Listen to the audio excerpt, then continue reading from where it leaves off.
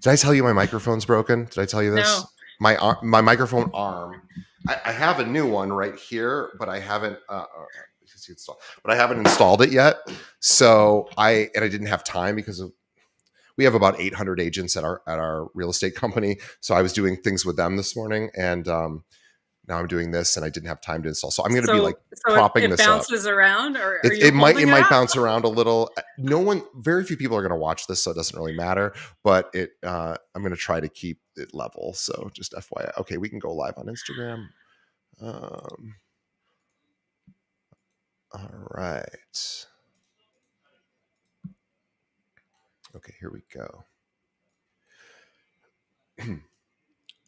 Today, our guest is Julia Stauffer with McDonald Realty in beautiful Vancouver, British Columbia, Canada, of course.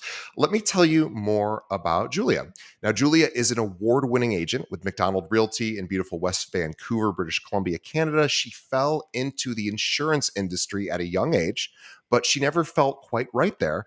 I bet a lot of people who jump into insurance early on probably don't. My dad, same thing, didn't feel quite right. She was always the more out there person at the insurance company. But 25 years later, when her daughter was headed for university, full of inspiration, she promised herself she would have a new career by her 50th birthday. She made the change carefully, and 9 years later, as a realtor, has never looked back.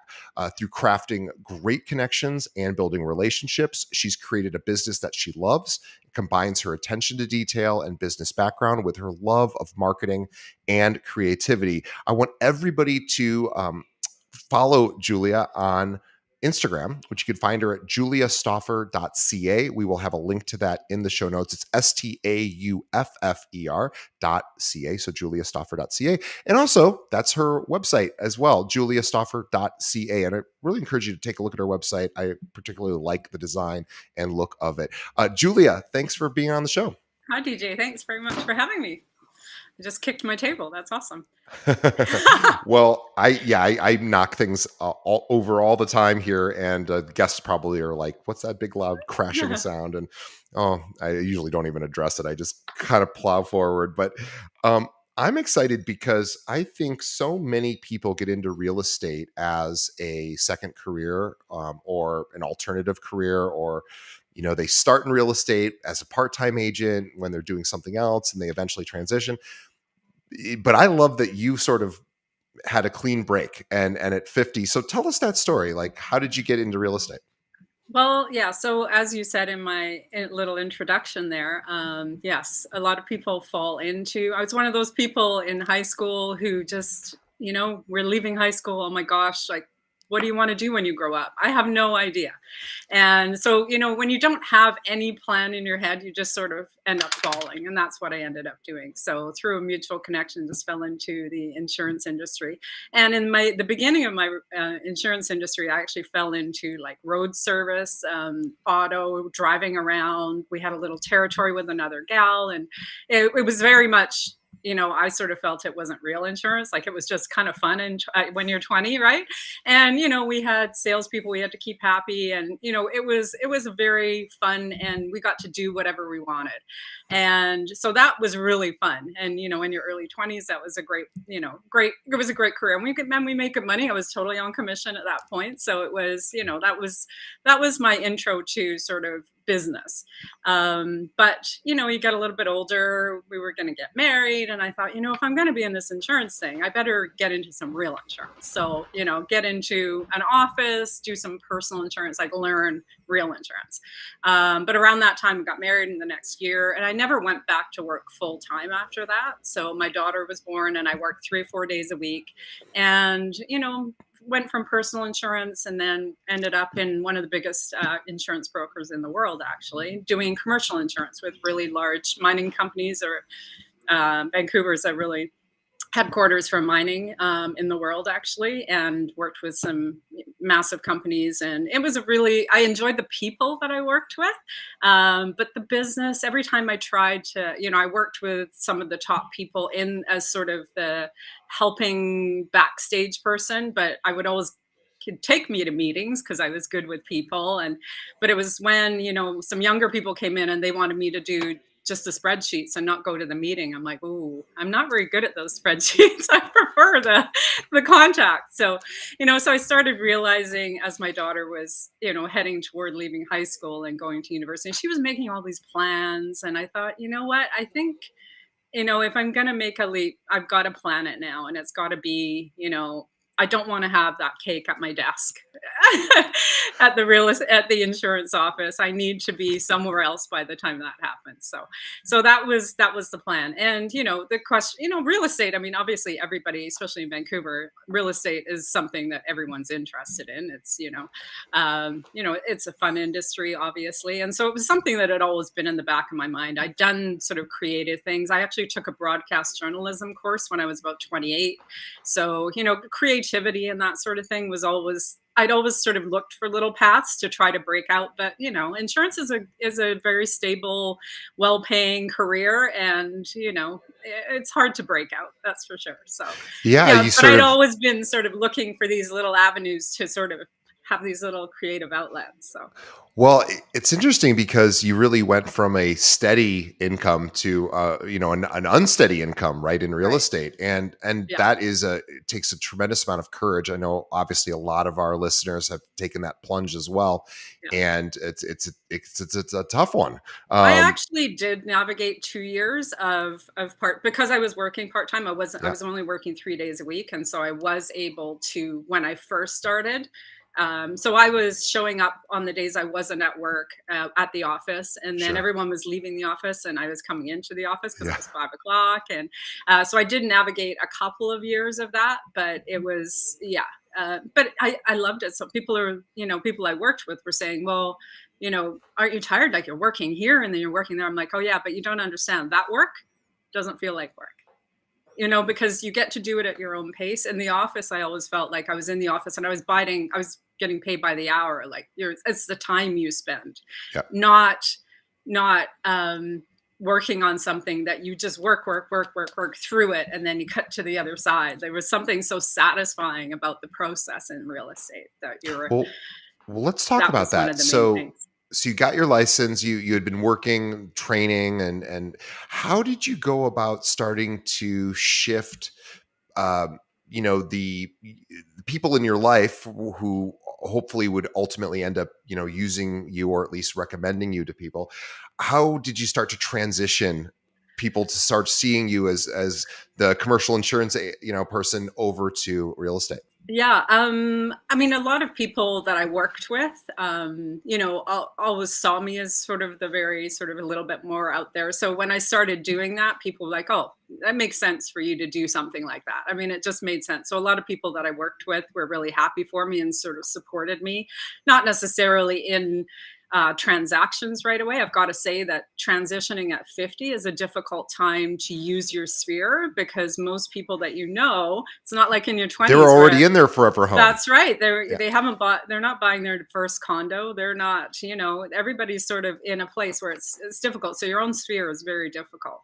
But a lot of support as far as joining me on social media, following me, all of those sorts of things. They were very very supportive in that way. I was very lucky that my brother was always in the branding space, so he was able to help me sort of get my nameplate together, get my website, not the one I have now, but my original website together, and really kind of gave me a really good look and feel that I was comfortable with. So I didn't have to struggle with that, which is I know that's something that agents really struggle with in the beginning, like having a uniform look and an identity. So I was really lucky from that perspective that my brother sort of helped me have something clean to start with and I could run with that. So yeah, so and landing at the right brokerage, that is key, right? So I'd come from a insurance industry, very male dominated, and in BC, right before I decided to take the real estate course, it went from a 1 month do-it-yourself course to a very long process. Actually, like 9 months, I think, where you have to do all sorts of steps, and it changed right before I decided to do it, which was quite interesting. But yeah, so then you get to the other side, and now what? Where am I going to go? So I've got this list of all the brokerages that I'm going to have to visit to figure out where I'm going to land, because that's so important, right? Yeah, and a lot of agents really probably to their detriment just go with the first brokerage that they talk to. You're right, because it can be very exciting. I just passed my exam. I want to Yeah. get into it, and then they find out 6 months down the road, ooh, there's other opportunities. So Well, it's um funny you should say that actually, because I was drawn to McDonald Realty for some reason. There was a video, and the director of our agent development, who's been with McDonald Realty for over 25 years. Mark will correct me if I'm wrong on that. He had a video on there about joining McDonald Realty, and he's British, and I have that British background, and I immediately connected with that, and I thought it's also an independent brokerage since 1944 in BC. Independent, owned by a woman. It's now the biggest business in BC owned by a woman. oh, 100, yeah, we have over 1,100 agents and 20 offices now. amazing. Yeah, so she bought the existing brokerage in the 90s, and it was nice. So we're celebrating 80 years now.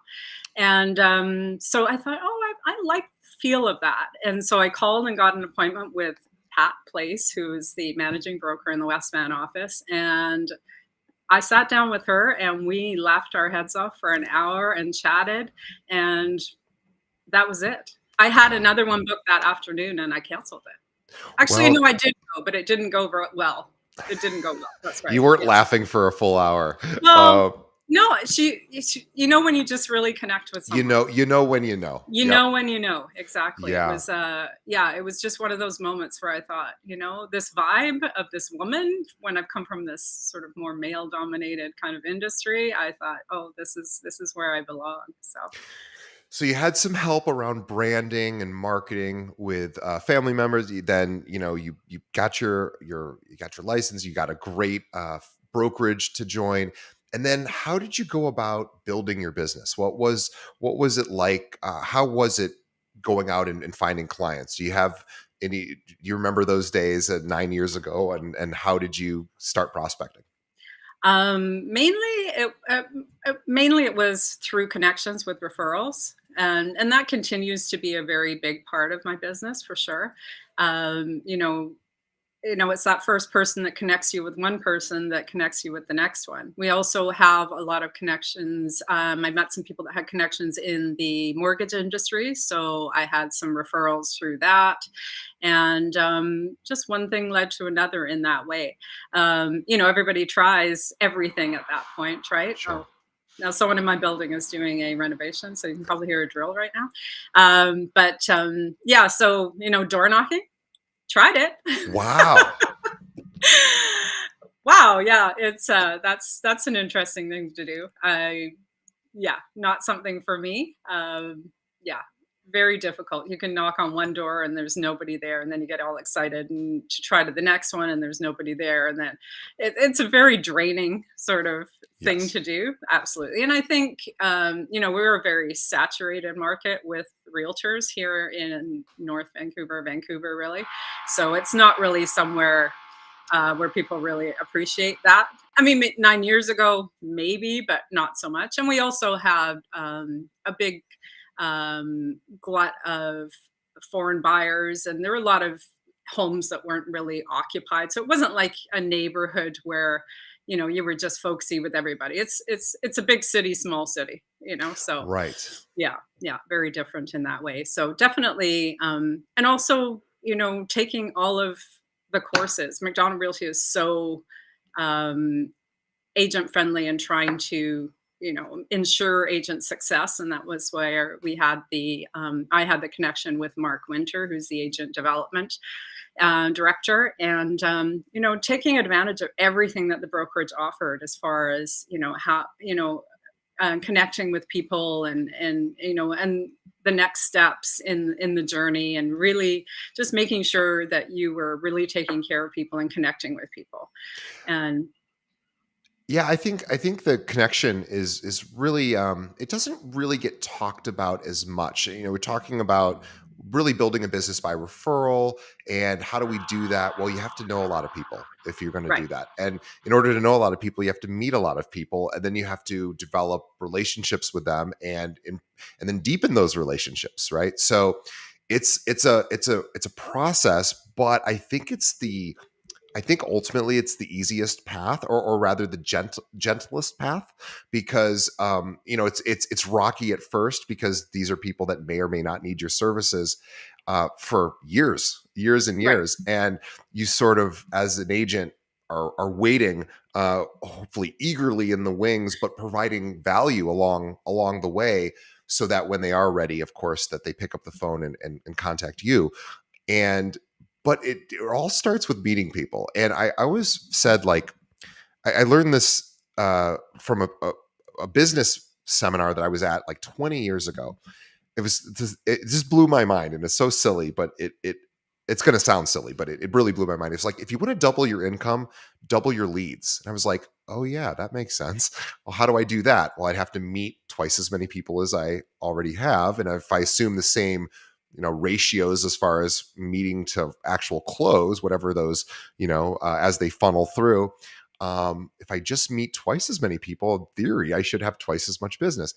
And again, it's a really simple way to look at it, but it is true. So I wanted to talk a little bit about your network, and how do you engage with your network, your sphere of influence? How do you stay front of mind, and how do you stay in communication? Well, this sort of leads into my, love of creativity and doing these things. I jumped into, so 9 years ago. I mean, Facebook was sort of the one to start Sure. on, and I was comfortable using that. I actually helped my sister-in-law prior to that, building a skincare brand, and my brother was also helping us with marketing. So we jumped into Facebook fairly quickly. So I was quite comfortable with that platform, and that's sort of where you started sort of building something. And then from that, it's a matter of building out who you're talking to, and that over time, then you jump to Instagram. And so that's sort of where I got the connection of wanting to do more. I always had the good luck of how things came together. I felt comfortable speaking, but video is something that obviously, is really forefront now. So that sort of I was doing it and I was feeling okay with it, but really it wasn't till I heard Kim Ritberg on your podcast that I decided to really jump into the video space.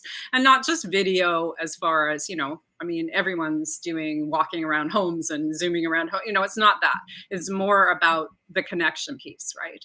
So it's the connection of those people. Yes, you're top of mind because of whatever you're selling at the moment, but there's value in, even if they're not interested in that home or that area, there's value in learning about you. And I must say, here in BC, we've had so many, well, we've had regulatory changes, not like the big regulatory changes that you've had there in the US, but in BC, housing is a big issue, and there's been a lot of regulatory changes, and especially even with the real estate business.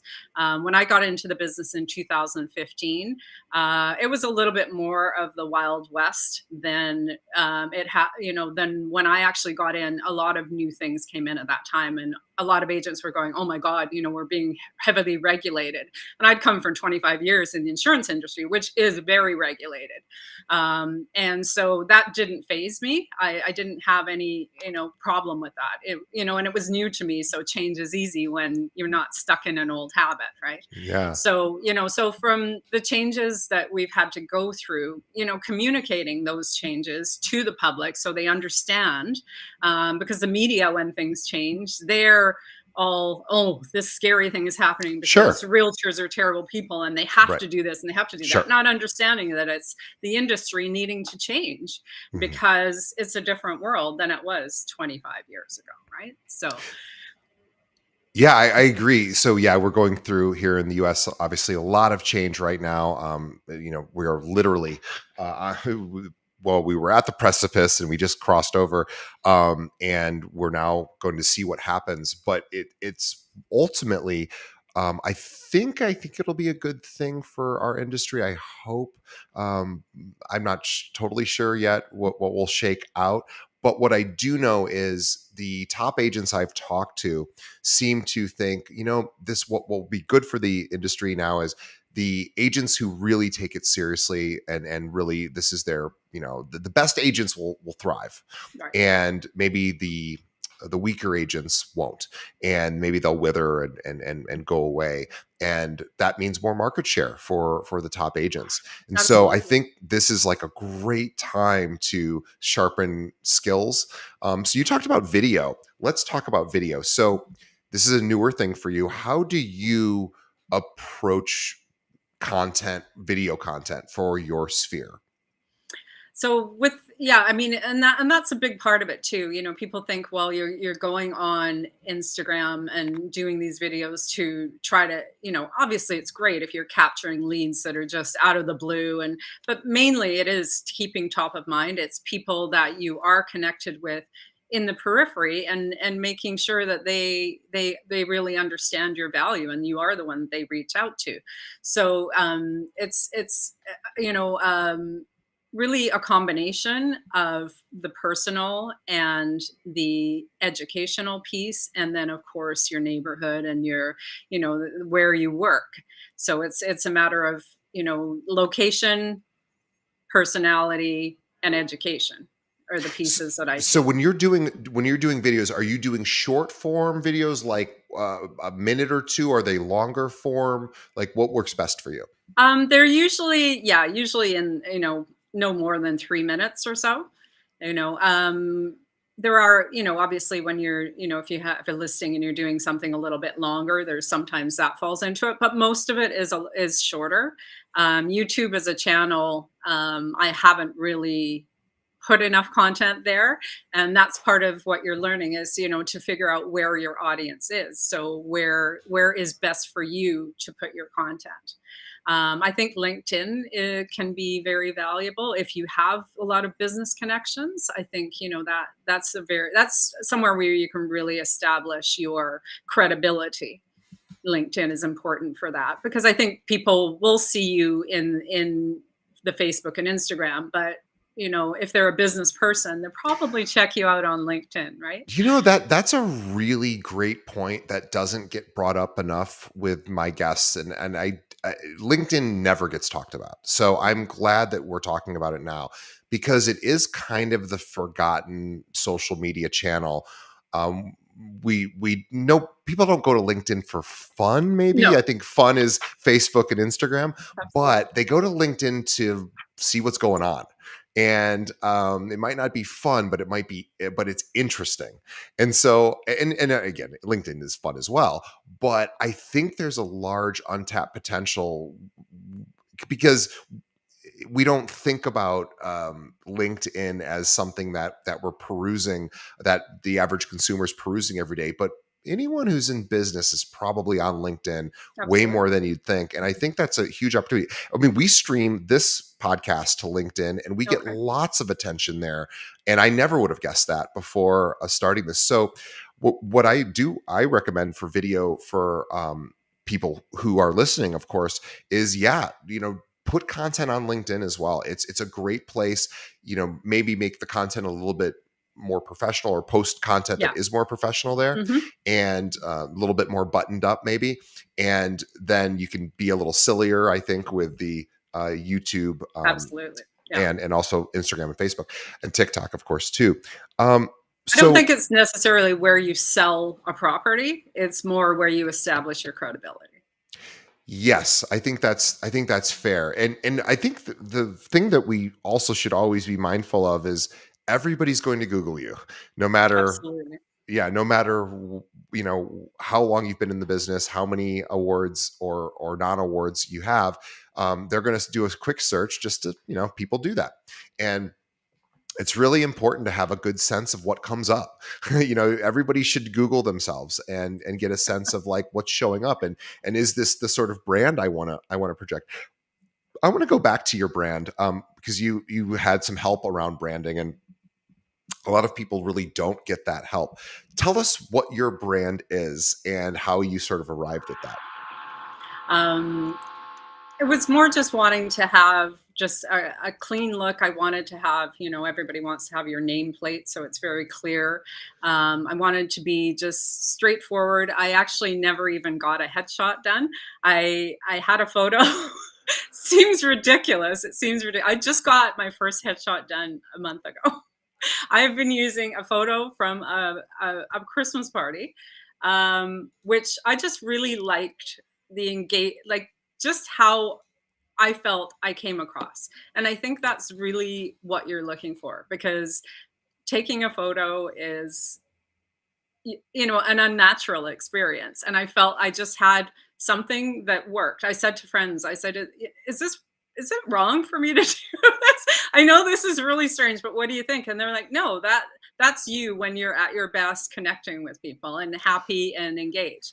I'm like, "Okay," because if I now go and try to get a headshot, I know, and now I'm confident in who I am as a realtor, and I can get a photo taken, because I feel, in the beginning you're like, well, who am I? And I'm like, everybody's got the hands crossed pose and all of those things. And it's sort of like, no, I don't want to do that right now. I need to be me, whoever I am at that point in time.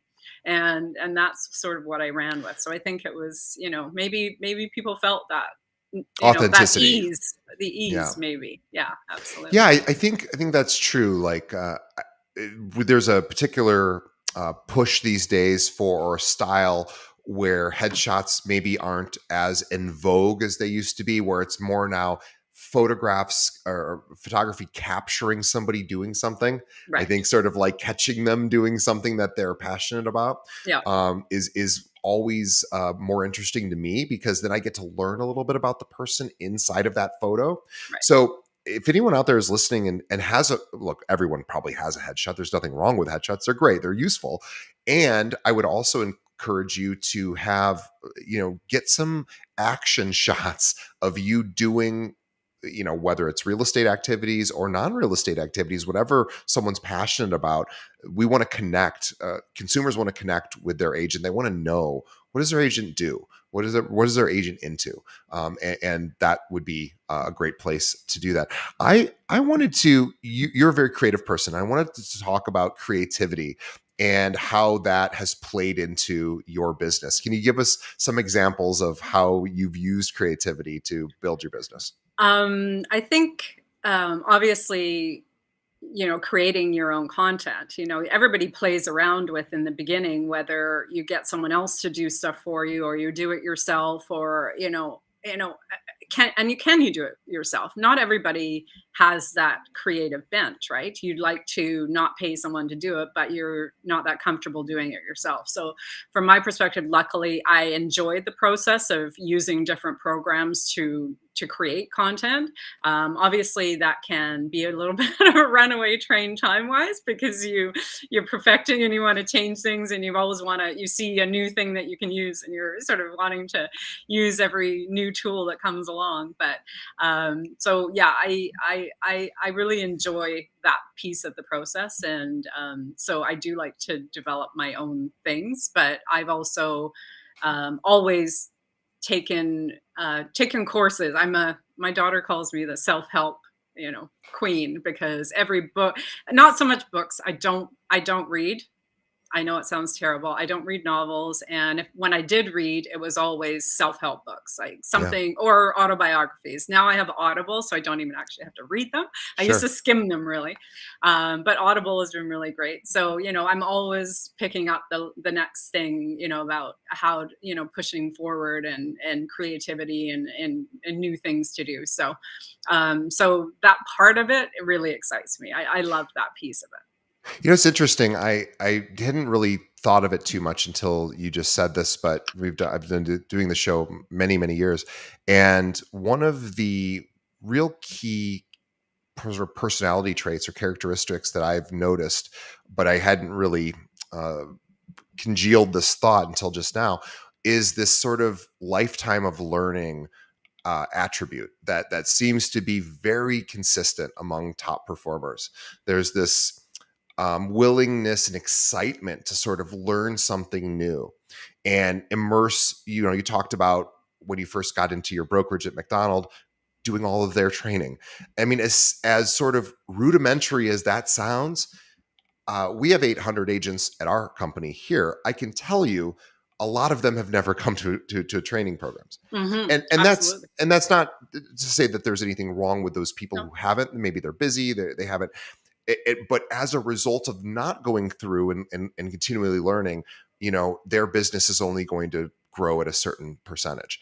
And so it's funny when I first got into this business.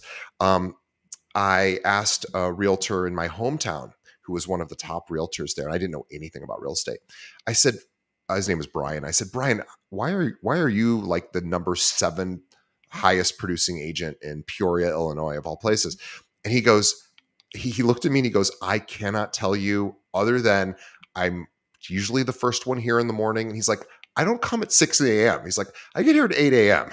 He goes, and I leave at like 6 p.m., pretty normal day. I answer my phone, I make my calls. Like, he was just like, you just do the thing. Yeah.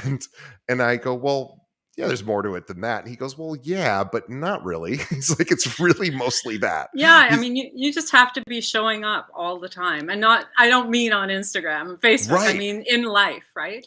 And I'd come from going to an office every day. Yep. So, I told myself actually that I was gonna start going to the gym at 7 in the morning because I wanted to make sure I kept up that routine of getting Yep. up early and being up and dressed and ready to roll at 9 o'clock. Yeah. And that's changed a little bit because real estate kind of slip into maybe 9:30, but basically, I don't. I'm ready to roll. If somebody called, I'd be ready anytime to go somewhere at 9 o'clock. That's Yeah. kind of how I am. Like, yeah, I'm not in my jammies until 11 o'clock, even though I could be working because I don't have anywhere to go. But what if? What if Yeah. someone calls and I need to go? I got to be ready.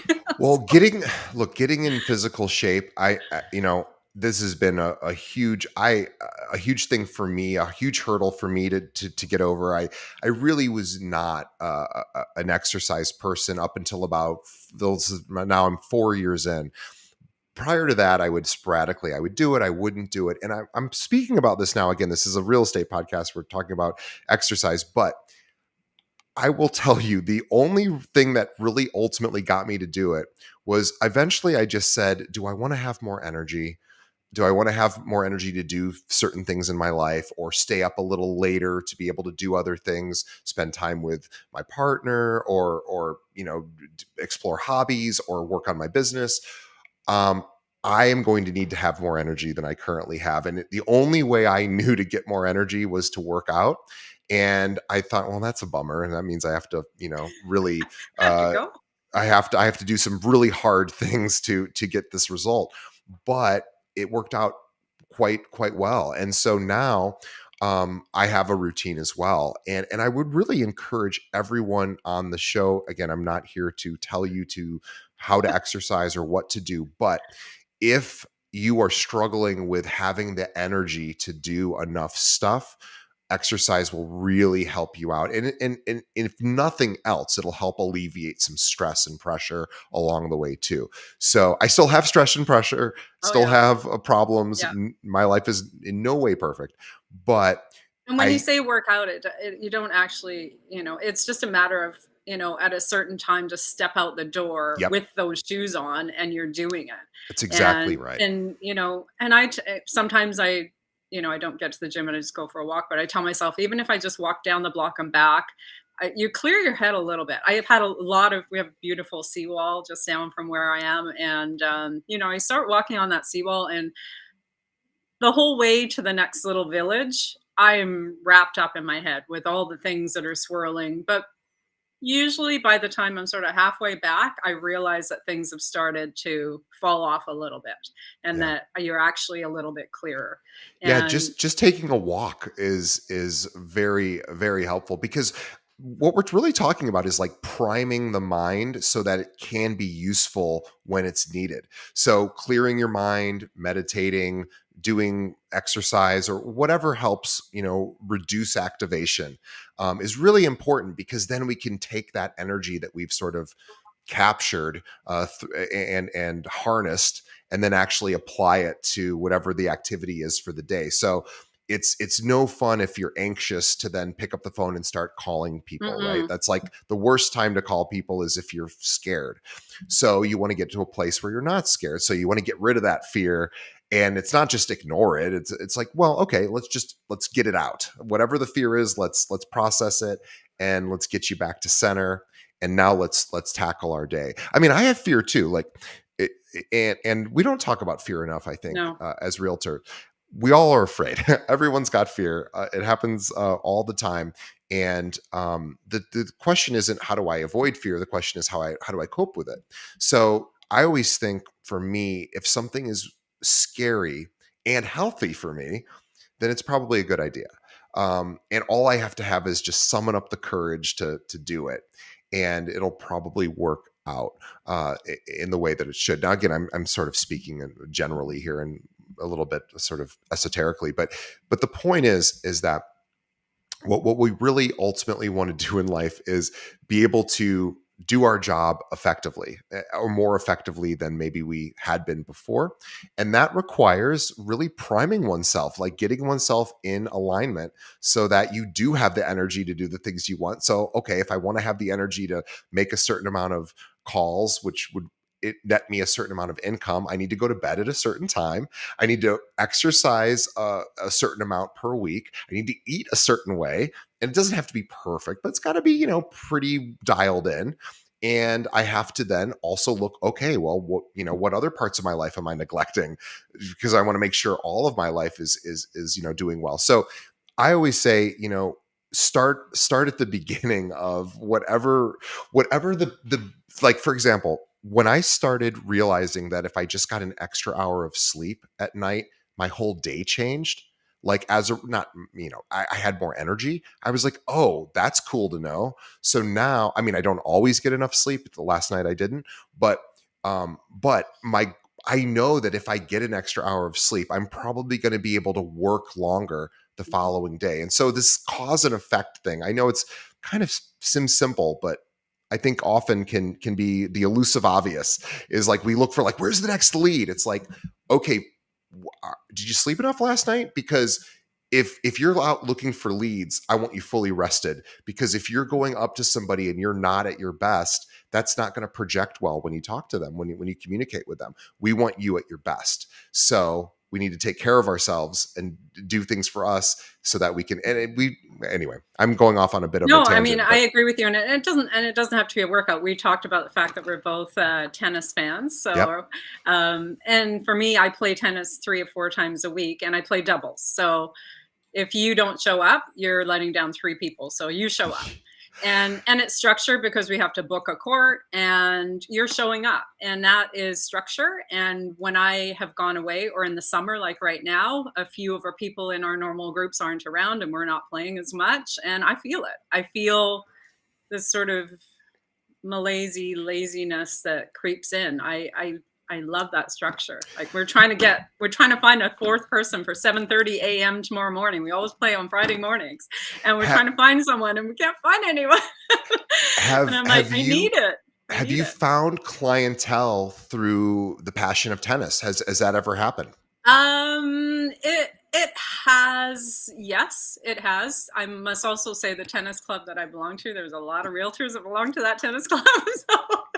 So there's a lot of people top of mind there.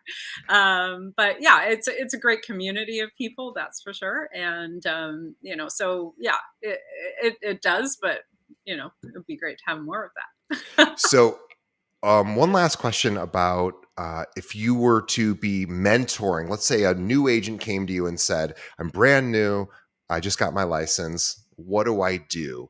What might you suggest to them? As I said, take every opportunity to learn. Any, seminars, what your brokerage offers, look at new technologies. Every time you listen, even to, a podcast, you're not absorbing everything from one thing. You're never going to get everything from one place, but you pick up small nuggets and you just absorb as much as you can. And every talk you go to, it'll only be one or two small things that will resonate with you because there's so many places to go. And so, just being open as you can to learn as much as you can in the beginning, and go to the office. Go to the office. Yeah. We're at our office, we're trying to get people back to the office. I have an office, and we're just trying to get people back in. It's such an energizer. It's you get to hear what's going on, because in the beginning you're so isolated. You think you're alone in this silo, and Yep. everybody else is doing stuff, and I'm not doing stuff, and I don't even, and you're looking at the stats and what's selling every day, but how does that actually work in the real world? When you go into the office, you hear about how that deal came together or didn't come together. I think being in the office and hearing what everybody else is doing is really valuable. Just being there. 100% agree. Yeah, we most of our agents don't come in either, and I would love it if they were. Oh well, we'd have to have a much bigger office, but yes, I 100% agree. For me personally, I do not work well at home, and I'm fortunate enough to have a place to go every day because it's an accountability thing for me. Like Yeah. if I get here, I'm going to work. If I'm at home, eh, I don't know. I might watch TV. I might, do other things I because there's actually sometimes decide that dishes need to be done instead of work. Or sure, dusting. I'm like, oh, that's dusty. I should get to that. It's like, no, no, no, no. I got to get out of here. right. So, Yeah. Well, there's always unfinished projects at home at too. home. So that's the other thing about working at home is you start looking around and you're like, maybe I could start on this or that. So yeah, I'm a big fan of get out, clear your mind, maybe go to an office if you have one, or go somewhere that's your dedicated workspace Yeah. and just get to work. And the good news about this industry is, well, number one, everyone's got to live somewhere, so they're going to most likely need a realtor. And really, the way that I've seen successful agents over the years build their business is really by demonstrating compassion and care, like and competency, of course. So it's like learn your market, learn how to satisfy the needs of your clients, and demonstrate that you care about them in in many different ways as you can. And I think as a real estate agent, we're really lucky because clients will come to us with all sorts of questions, and they need help, or they need referrals, or they need guidance, and that's where we can be really of value in between the sales. And so that hopefully they would think about us on that next sale. Does that happen for you a lot, where you're trying to stay in communication with your clients in between sales? Absolutely. I mean, that's the main thing to do when, you've I mean, we all have those periods where we had, a bunch of listings, and when those are all on your mind and you're just so wrapped up, and then you have that elation because things have finally wrapped up, and then, oh, now what? That's Yeah. interesting. Summer's come along, and of course, I'm sure everywhere this year has been particularly tough. I know here in Canada, the real estate market's been very difficult. So, at any point where you have sort of that small, you have to be doing it all the time, but that's a really great place to just put focus, because you need to feel like you have focus all the time Yeah. of on something. If it's if it's your listings or your buyers, that's great when you have that, but when you have those small moments, you need to fill that with stuff that keeps you energized. Mhm. And I find, for me, the creative part of the Instagram and those things is part of that. It gives me that creative outlet where I feel like I'm still connecting with people, and of course on the personal level as well. So it's a matter of keeping yourself energized. That's your job. It's That's true. That's a really good point. You definitely have to. So maybe back to the exercise thing too. Like keep yourself energized through taking care of your physical body as well. Um, and I I wanted to, put a lot of energy into my clients too. I mean, I think, yeah. I noticed in your, some of the questions that you put out that you might ask, is what funny things happen in real estate. Well, with my clients, I think a lot of funny things happen, and not just because they're funny, is because that's sort of how I roll. We get to know each other, We're relaxed. We try to, I try to have very open and transparent with my clients, and ultimately, that creates, I don't like, it sounds funny to say a fun journey, but it is. We have a good time. I make sure I give them all the information. They're informed, but it's a relaxed atmosphere, and I think connecting with your clients in that way and then feeling that comfort with you is really important. And so our funny moments are all the time because you know. I think that's perfectly stated. And one last question. If you could go back to yourself as 9 years ago when you got your license, what would you tell yourself to do differently if you had to do it all over again? Um,